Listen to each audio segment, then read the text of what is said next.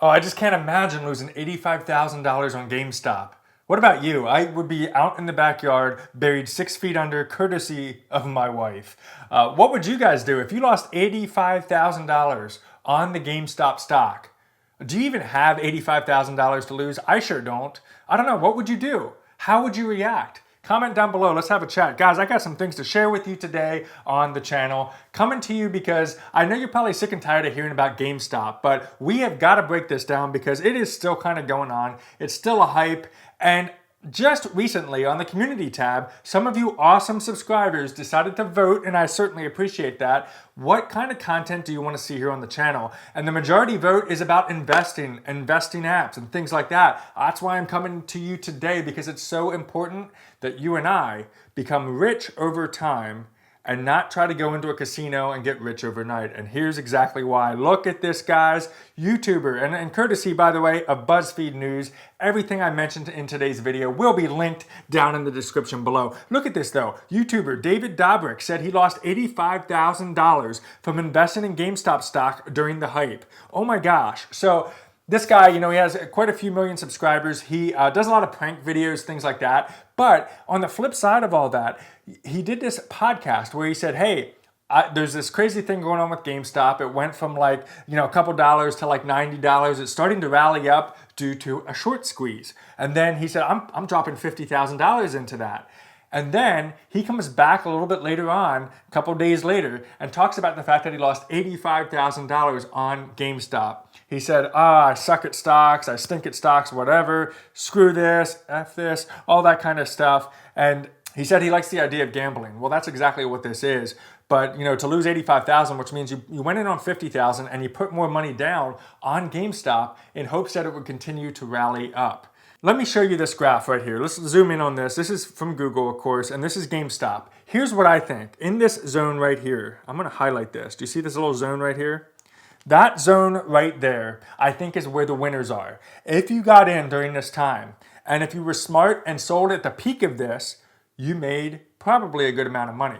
But the problem is, when I see a lot of these type of stocks come out, a lot of these hot picks and whatnot, by the time the masses find out about a short squeeze or some type of crazy thing going on in the stock market, it's usually already too late. And then what happens is that I see a lot of people, they invest by using their savings accounts. They drain their savings. They take out personal loans in order to invest and try to get rich quick.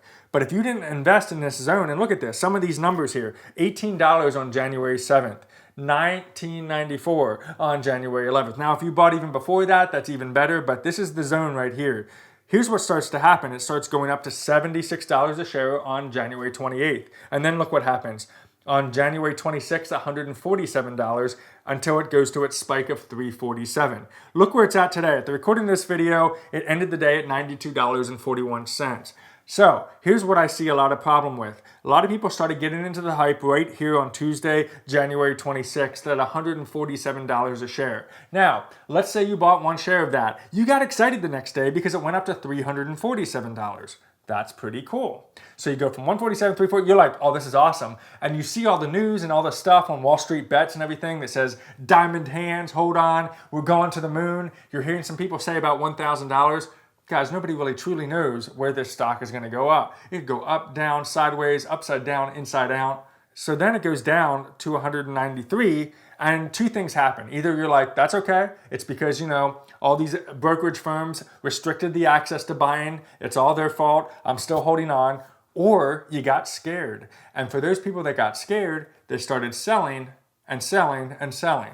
Worse yet, if you continued to hold on, and then here you are on Wednesday, February 3rd at only $92. If you got in back here at 147 and you sold today because you were scared that this is going to continue to drop, you lost money in the stock market. So we have David Dobrik losing $85,000. I saw another YouTuber who lost $25,000 because they got in with all this money because they had all this money and they lost a ton of money as a result of GameStop. Guys, I want to see you guys get rich. I want to see you guys get rich over time. This isn't about going into the casino and trying to get rich overnight. It's about, let's say 10 years from now, 20 years from now, we're going to look back and then look into our accounts and be like, oh man, look at that sweet money coming in.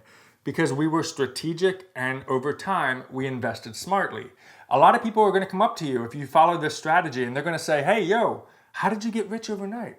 How did you get all this money? They don't realize that even though it looks like you got rich overnight, they didn't realize that while they were out partying, you were putting $5 a week into Webull. Or while they were out spending their money aimlessly, maybe you were putting $10 into Robinhood or Stash. And you were just doing that consistently. And over a period of time, you grew your portfolio. Let me show you a very cool, exciting example here. I'm going to give a shout out to NerdWallet. I'll include the link down below in the description. This isn't sponsored. This is just a great calculator, and I want to give them a huge shout out for it. I actually did a video, if you haven't seen it yet, I'll link it right up above, on my 2021 investment strategy, what I'm doing. Right now, I'm focused on paying off my mortgage debt. I want to be mortgage free. I want to be totally free, that every single dollar I make, I have the power to do whatever I want with it. So that's my first focus. But my second focus is, what can I invest now? So I noticed that I was spending a lot of money every week on Starbucks coffee. Can you believe it was $30 a week? That's a lot. At least in my opinion, I think that's way too much money. So instead of spending $30 a week on Starbucks, I'm taking the $30 and I'm putting it into my favorite investment apps. I'll link them all down below so you can check them out. It's not something that I need to stress over. If I lose $30 in the stock market, I'm not going to freak out. Now, if I lost $85,000, like I said, I'd be dead out there in the yard.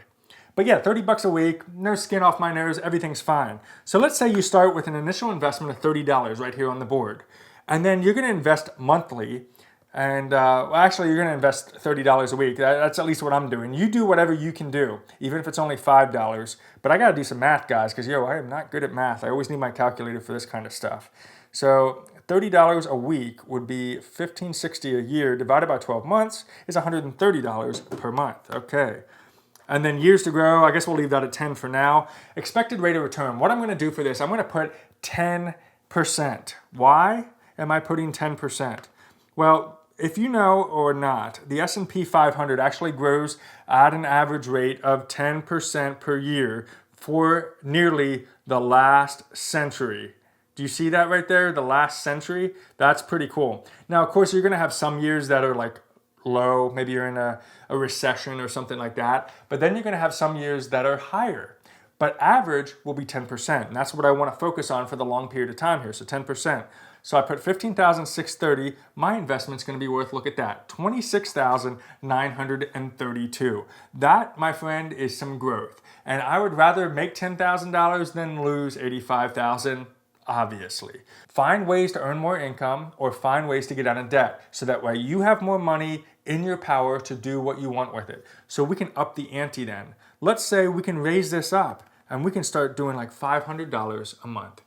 Or let's go on a stretch goal and say we want to do $1,000 per month. We're going to go all in and do $1,000 per month invested into our investment apps. Boom, 10 years with a 10% rate of return with $30 initially invested, $206,000 in 10 years. Let's say you're young and you're watching this video. Maybe you're only 20 years old.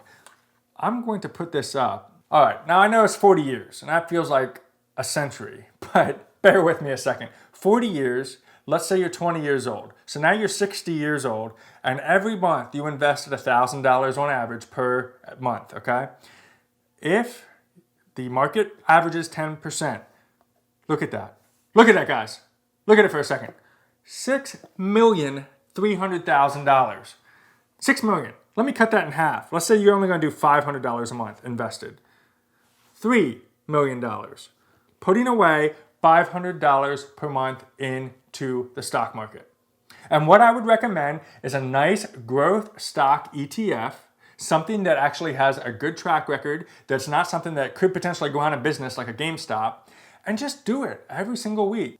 So if these numbers excite you, $1 million, $6 million, whatever it could be, that's what you gotta focus on. Be consistent over time. Guys, let's be honest, that's kind of boring. It's boring to say, oh, $500 a month, and every month I'm just gonna do the same old thing, on and on and on and on and on.